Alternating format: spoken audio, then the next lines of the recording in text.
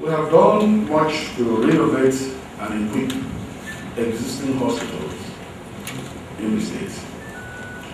We also realize that some local governments never had general hospitals, and we have currently awarded contracts for the construction of general hospitals in those southern local government areas. And again, beyond that, we have also provided for the University of Uyo Teaching Hospital, or is a federal institution, a dialysis center which they never had, and have made available 17 dialysis machines. Because before this time, people who have kidney ailments from the States usually travel to Lagos and most occasionally to Port Harcourt. So we decided to help the University Teaching Hospital to establish this very important unit, and then we assisted them to acquire 17 dialysis machines. We therefore decided to commence the building of a referral, what we refer to as a referral hospital in the state capital. It's purely going to serve as a referral hospital where cases that cannot be handled by other health delivery systems at various other levels within the state can be referred there.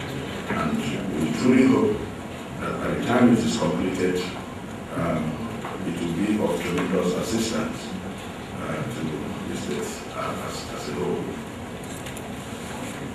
Now in the area of education, the best way we can get this done is by making a law compelling that one secondary school in each of the 31 local government areas must be made compulsorily boarding. One public secondary school, and the state government is going to subsidize their feeding and subject them to the rigors of time, getting them well taken care of, getting their activities and everything monitored.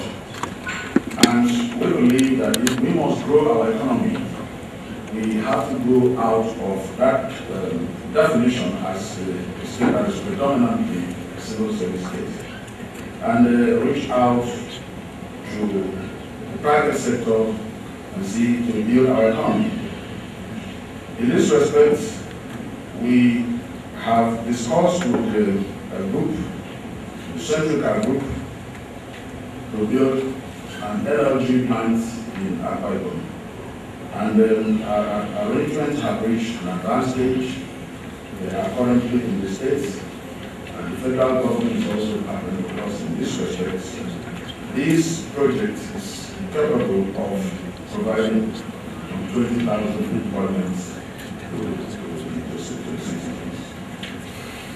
We find out also that we cannot attempt to grow the economy along the path we have chosen without having a sea support in this development. So the state has concluded arrangements to build a seaport in one of the local governments in Baja. This is an area that has almost what we refer to as a natural harbor with a depth of 11 meters without dredging. So arrangements are also on in this respect. We inherited international airport which was started by the previous administration, and we are doing everything to complete it currently.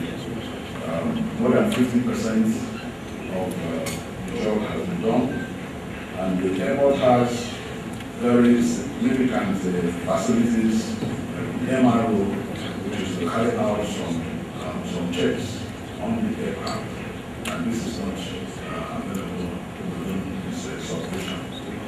The international airport is also designed to help in carrying large quantity of cargoes, because we are looking at the Gulf of Guinea, apart.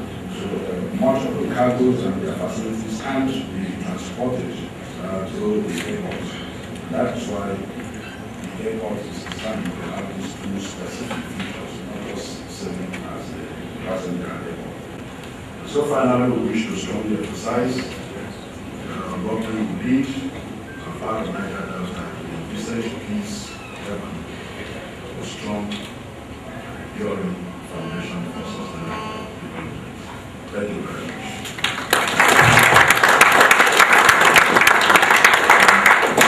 Please, quickly, if you could take the floor and to the Deputy Governor about the presentation we just had. Thank you.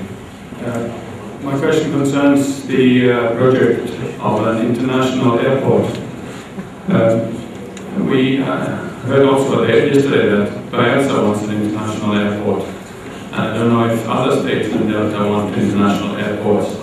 At the same time, we know there is already an international airport which is not open in Port Harcourt. And I think this is really an area where there is a need for coordination and leadership from the federal level. And this is where the master plan is again very relevant. Thank you. One thing that really struck me, that you called your state a primarily civil service state.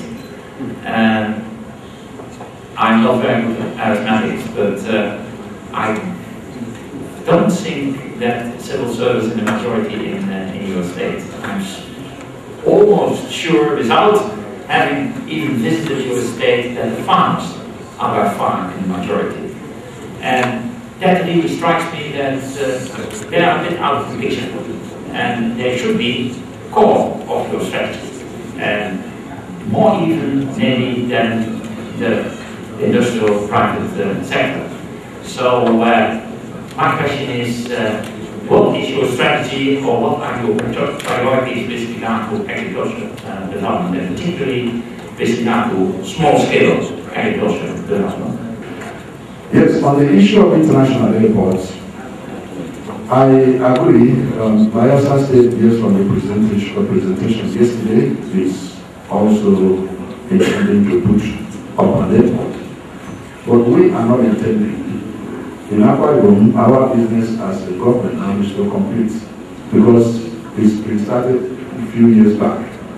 So, and I agree there is need for coordination and effective master plan so that we don't proliferate the entire area with international airports. But as I said earlier, ours have specific features which make the airport different from others. With the maintenance hangar, which is capable of carrying RC and D-checks on aircraft that we currently do outside the country, it will be of a significant boost to the economy of Nigeria and the cargo hub. So, but I agree with you that there is need for that coordination. But I think it is those that are coming after us that should be mindful of coordinating since we have started a long time ago. I did talk about Bible as primarily a civil service state. Not in the sense that the civil servants maintain the dominant proportion of the population, no. But in the sense that the only job that you find a child, a parent, a father leaves home in the morning, say he's going to his workplace. If you try to ask, where are you working? He will tell you he's a civil servant. So there were no other places of employment that you could find our people engaged in. Anybody you will see is either working in one government office, or one government unit, or the other. The area of agriculture we are trying to promote is individuals coming together who decide to dissolve the traditional boundaries that separate their land from the others, and then we give them their assistance. Outside that, are few locations where government deliberately acquires land for the purpose of agriculture. You know, our state is rich in palm fruits, palm oil. We produce palm oil every day. And we also found out that a great number of the palm trees that we have are those that were planted several years ago. And they are almost losing their potentials to produce, their yield is reducing. So the state government has come up with a program which encourages everybody that is engaged in palm plantation to replace all such palm trees. We provide the seedlings, we provide the fertilizers, and even give them some additional funds to enable them achieve this. Round of applause, please.